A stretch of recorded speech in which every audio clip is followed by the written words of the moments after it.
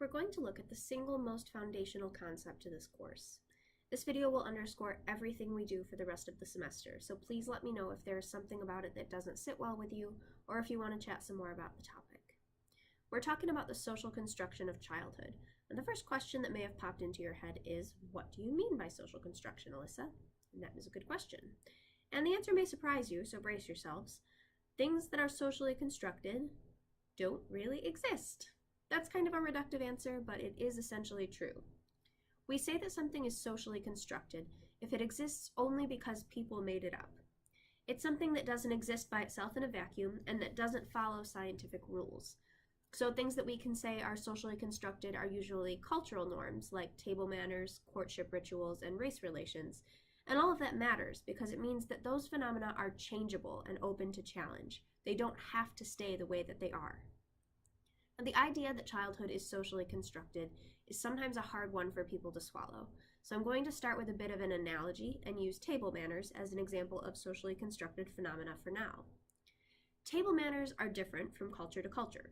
Many Western cultures have rules about where utensils should go on the table, and even the form those utensils take can vary from place to place. Now, there are places in the world where burping after a meal is good manners, and places where it isn't. And when something is different from culture to culture, that's a big flag that it is socially constructed. Different cultures have constructed it differently. Another big clue that something is socially constructed is that it has changed over time. That's also true of table manners. Expectations for behavior at the dinner table are different now than they were in the 1950s, in the 1800s, and so on. They've changed because society has changed. What's really key to note here, though, is that the broader culture often doesn't recognize social constructions as changeable. Many social constructions are considered essential and highly valued, despite the fact that they're basically totally arbitrary. So that's why you'll see moral panic whenever people start noticing that they're changing. Every generation sees it. The silent generation fretted about the counterculture, baby boomers carry on about millennials. Changes to social constructions are usually contested. So that's the case with things as simple as table manners, things as culturally important as weddings, and things like music and fashion. It's also the case with big things like gender roles, race relations, and childhood. So let's take a look at the big flags we talked about with table manners. Things that are socially constructed are different from culture to culture. A good example of this with childhood is a pretty simple one: potty training. In the US, many parents keep children in diapers for the first 2 to 3 years of life and gradually introduce them to the toilet, using rewards to encourage use of the bathroom. In other places, caregivers do not use diapers and instead take note of children's bodily signals so that they can move them to a specific area to perform those bodily functions. Now, instead of relearning where to use the bathroom later in life, children associate urination and defecation with a specific area and learn to use it sometimes as soon as they can crawl, and they never wear diapers. That's just one example, but there are plenty of other ways that childhood differs from culture to culture. A far more troubling example is that of slave children in America. The childhoods of African slave children differed substantially from those of white children, as white children were presumed by the white culture in power to be naturally innocent, and slave children were presumed by that culture to be naturally sinful. That way they could justify keeping them in slavery.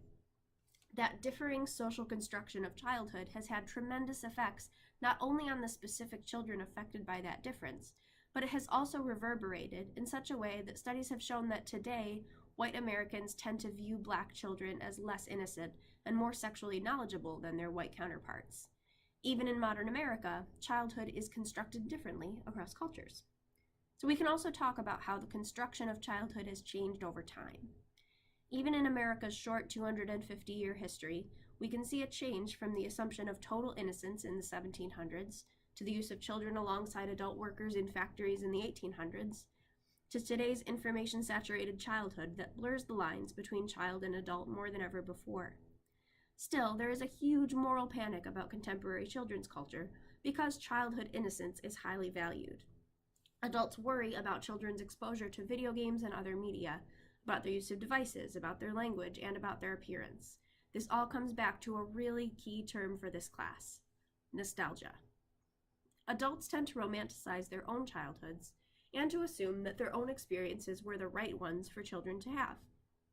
So, given that primer, a few of you are probably feeling a little skeptical. What about developmental psychology? Childhood isn't flexible. We know how the brain changes, and you can't argue against that. Well, my friends, watch me. The problem with positivism, the belief that something is scientifically measurable and consistent, and socially constructed phenomena like childhood, is that the theorists who developed all those developmental trajectories were looking at specific people, in this case, white middle-class boys, at a particular moment in history. And we can't assume that their findings are accurate across time and place. In fact, that assumption is deeply problematic. While social beliefs and customs were actively influencing not only the behavior of the kids being studied, but the things the researchers were looking for, the research they produced continues to affect the way we interact with children. It's a self-fulfilling prophecy. That's not to completely discredit their work, but it is to say that human social research can't be generalized across time and space. In fact, the effects of doing that are detrimental. Kids who differ from the path charted based on specific cultural norms are judged as deficient. As an example, see the disproportionate number of Black boys placed in special education because their ways of talking, thinking, and acting differ from those of white boys in the 1950s. We're using outdated, very specific assumptions about children to decide what they should or shouldn't be able to do, and that's both extremely unfair and extremely limiting. It means that child development is being policed by the assumptions of educators and parents. Let's return to the potty training example for a second. We assume in the US that kids aren't capable of using the toilet until they're older. Therefore, most adults scoff at the idea that a baby could essentially be toilet trained before they can even walk, but the reality is that that happens in other places. So, what does this have to do with children's literature? The concept of childhood is hemmed in by the beliefs of adults, a group in a position of power over children. So to be very specific right now, it is the belief of many adults that childhood innocence is important and ought to be maintained. That is arguably a direct result of the current threat to innocence many adults feel is posed by unlimited internet access. Adults are also the creators, distributors, purchasers, and often mediators of children's literature, and they often write, publish, buy, and read books that maintain the status quo, and books that do otherwise are often either rejected by publishers, challenged by parents and educators, or censored by adult readers. Therefore, children's literature can serve as a means of social control, communicating those values and beliefs to a new generation and influencing the way that they are socialized. That's the really key point here. If we understand that to be true, there are plenty of implications for our method of study. We have to pay attention to what values and beliefs are being communicated through the text. That means noticing how childhood is represented, how sex, gender, and sexuality are represented, how race and ethnicity are represented, and how religion is represented. We have to notice the assumptions that are being made about whether or not certain topics are appropriate. We have to do some digging and find out how the broader culture is reacting to children's books. And we have to notice how all that changes as time wears on. It's a tall order, but it's an incredibly important endeavor. As you learn to do all of those things in this class, you can expect continuous challenges to your views about childhood.